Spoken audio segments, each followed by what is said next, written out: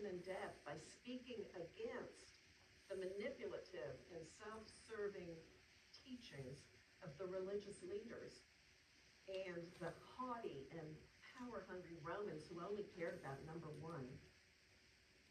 Paul faced persecution when he changed sides and became an apostle because he reached across the aisle to the outcast Gentiles.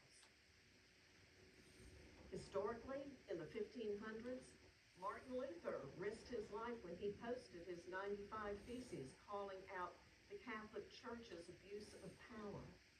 And in the 1700s, John Wesley, the founder of the Methodist movement, faced violent mobs on multiple occasions as he preached to the poor in open fields.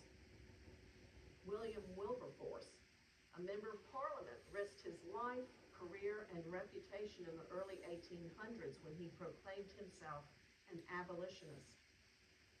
Dietrich Bonhoeffer, the Protestant martyr, was hanged at 39 for speaking out and writing against Hitler and the German nationalist church that wanted to place Hitler before God and the German flag before the cross.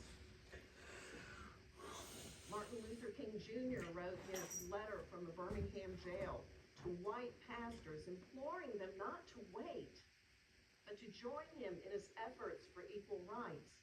John Rutland, the pastor of Woodlawn United Methodist Church in Birmingham in the 1960s, where Bull Connor was a member, preached messages of reconciliation between black and white Christians to the point where his bishop came to him and said, "When are you going to stop?" And Rutland replied, "When are you going to start?" While crosses burned on his family's yard. And on, up to the present time.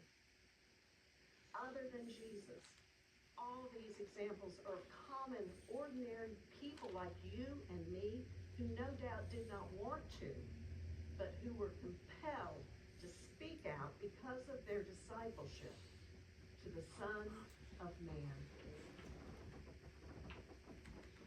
We're told quite specifically, it couldn't really get any clearer, what God desires of us: to act justly, to love mercy, and to walk humbly with God. Another very, very familiar verse, so familiar that we sometimes forget that it's what we're already supposed to know. So injustice